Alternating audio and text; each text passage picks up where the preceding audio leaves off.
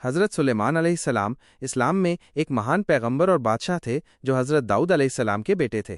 اللہ نے انہیں بے مثال حکومت، علم اور کئی معجزات چمتکار سے نوازا تھا جو کسی اور کو نہیں دیے گئے۔ ان کی زندگی کے کچھ اہم واقعات یہاں دیے گئے ہیں۔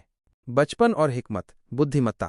حضرت سلیمان علیہ السلام بچپن سے ہی بہت سمجھدار اور عقل مند تھے۔ ایک بار جب حضرت داؤد علیہ السلام کے پاس دو عورتوں کا جھگڑا آیا، جن میں سے ایک کا بچہ بھیڑیا لے گیا تھا اور دوسری عورت نے اس کے بچے پر اپنا حق جمانا چاہا، تو حضرت سلیمان نے، جو اس وقت بہت چھوٹے تھے، ایک انوٹھا فیصلہ سنایا۔ انہوں نے کہا کہ بچے کو دو حصوں میں کاٹ دیا جائے اور دونوں عورتوں کو آدھا آدھا دے دیا جائے۔ جو اصلی ماں تھی وہ رو پڑی اور بولی کہ بچے کو مت کاٹو بلکہ دوسری عورت کو ہی دے دو۔ اس سے حضرت سلیمان نے اصلی ماں کو پہچان لیا اور بچہ اسے دلا دیا۔ یہ ان کی بچپن کی حکمت کا پہلا نمونہ تھا۔ بے مثال بادشاہت اور قدرت پر حکومت۔ حضرت داؤد علیہ السلام کی وفات کے بعد حضرت سلیمان علیہ السلام ان کے جانشین، اترادھیکاری بنے، اور انہیں اللہ نے ایسی بادشاہت عطا کی جو کسی اور کو نہیں ملی۔ ان کی حکومت صرف انسانوں پر ہی نہیں تھی بلکہ انہیں جنوں پر حکومت، جن ان کے حکم کے پابند تھے۔ وہ ان سے بڑی بڑی عمارتیں بنواتے تھے، گہرے سمندروں سے موتی نکلواتے تھے اور دوسرے مشکل کام لیتے تھے۔ جو جن نافرمانی کرتے تھے انہیں سزا ملتی تھی۔ ہوا پر حکومت، ہوا ان کے حکم پر چلتی تھی۔ وہ اپنی مرضی سے ہوا کو تیز یا دھیرے چلنے کا حکم دیتے تھے اور اپنی مجلس دربار کو لے کر ہوا میں سفر کرتے تھے جو ایک دن میں 1 مہینے کی دوری طے کرتی تھی۔ جانوروں اور پرندوں کی زبان سمجھنا، اللہ نے انہیں جانوروں اور پرندوں کی بولی سمجھنے کی قدرت عطا کی تھی۔ وہ ان سے بات چیت کر سکتے تھے۔ یہ ان کی حکومت اور علم کا ایک انوکھا پہلو تھا۔ حضرت سلیمان اور ہدہد کا قصہ۔ ایک بار حضرت سلیمان علیہ السلام اپنی مجلس میں بیٹھے تھے اور انہوں نے پرندوں کا معائنہ کیا۔ انہیں ہدہد ہوپو نظر نہیں آیا۔ انہوں نے کہا، کیا بات ہے کہ ہدہد مجھے نظر نہیں آ رہا؟ کیا وہ غائب ہو گیا ہے؟ اگر اس نے کوئی واجب وجہ نہ بتائی تو میں اسے سخت سزا دوں گا یا اسے ذبح کر دوں گا۔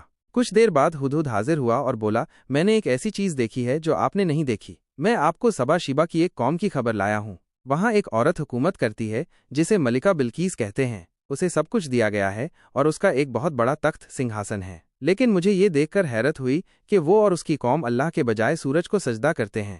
شیطان نے ان کے کاموں کو ان کے لیے خوبصورت بنا دیا ہے اور انہیں سیدھے راستے سے روک رکھا ہے۔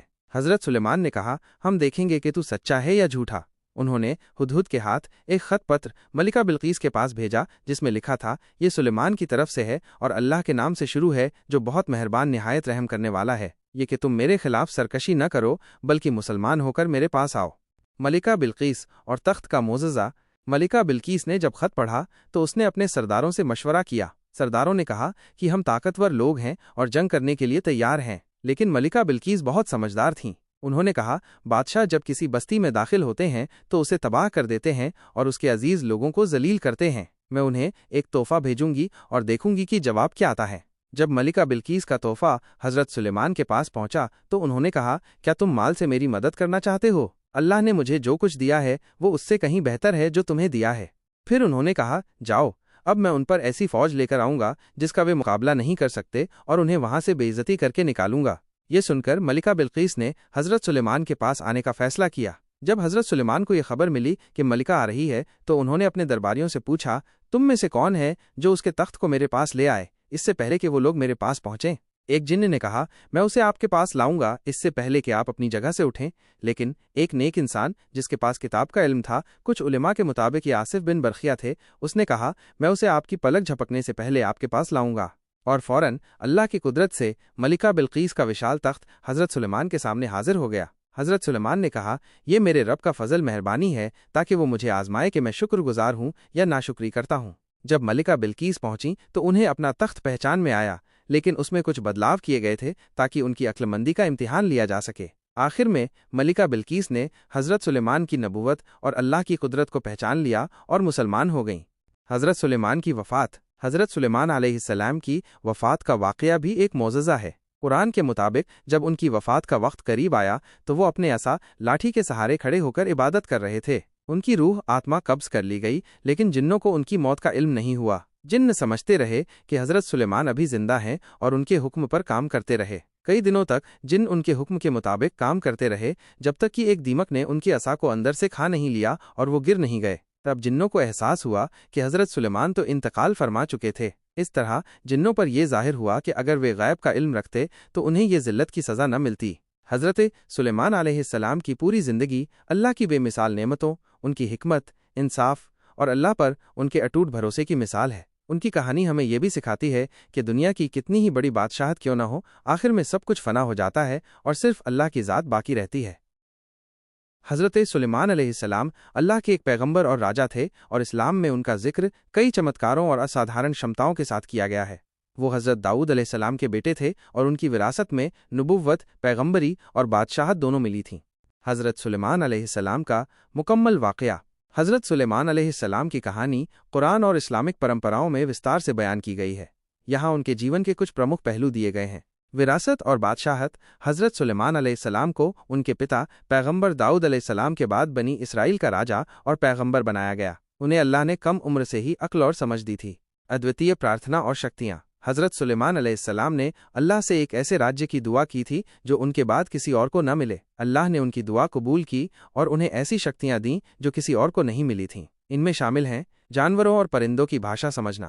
وہ جانوروں، پکشیوں اور یہاں تک کہ چینٹیوں کی بات بھی سمجھ سکتے تھے اور ان سے بات بھی کر سکتے تھے۔ جنات اور شیاطین پر حکومت۔ انہیں جنات اور شیطان پر بھی حکمرانی کی طاقت دی گئی تھی، اور وہ ان کے لیے کام کرتے تھے، جیسے عمارتیں بنانا اور بھاری چیزیں اٹھانا۔ ہوا پر نینترن۔ وہ ہوا کو اپنی مرضی سے چلا سکتے تھے، جس سے وہ اپنے تخت پر بیٹھ کر بہت کم سمے میں دور دراز کے علاقوں میں سفر کر سکتے تھے۔ چیٹیوں کی وادی۔ ایک بار حضرت سلیمان علیہ السلام اپنی وشال سینا کے ساتھ سفر کر رہے تھے، جس میں انسان، جنات اور پرندے شامل تھے۔ جب وہ چیٹیوں کی ایک وادی سے گزرے تو ایک چیٹی نے دوسری چیٹیوں کو خبردار کیا کہ وہ اپنے بلوں میں چھپ جائیں تاکہ سلیمان علیہ السلام اور ان کی فوج انجانے میں انہیں کچل نہ دیں۔ حضرت سلیمان علیہ السلام نے اس چیٹی کی بات سنی اور مسکرائے۔ انہوں نے اللہ کا شکر ادا کیا کہ انہیں یہ سمجھ دی، اور انہوں نے اپنی سینا کو راستہ بدلنے کا حکم دیا تاکہ چیٹیوں کو کوئی نقصان نہ پہنچے۔ یہ گھٹنا ان کی دیا اور ان کے اسادھارن گیان کو درشاتی ہے۔ سب کی رانی اور ہدہد۔ حضرت سلیمان علیہ السلام کے دربار میں ایک ہدہد ہوپو پکشی بھی تھا جو ان کے لیے جاسوسی کا کام کرتا تھا۔ ایک بار ہدہد غیر حاضر تھا، اور جب وہ لوٹا تو اس نے بتایا کہ وہ سبا شیبا کے راجیہ سے آ رہا ہے، جہاں ایک رانی بلقس حکومت کرتی ہے اور اس کی قوم اللہ کے بجائے سورج کی پوجا کرتی ہے۔ حضرت سلیمان علیہ السلام نے ہدہد کے ذریعے رانی بلقس کو ایک خط بھیجا جس میں انہیں اللہ کی عبادت کرنے اور اسلام قبول کرنے کا پیغام تھا۔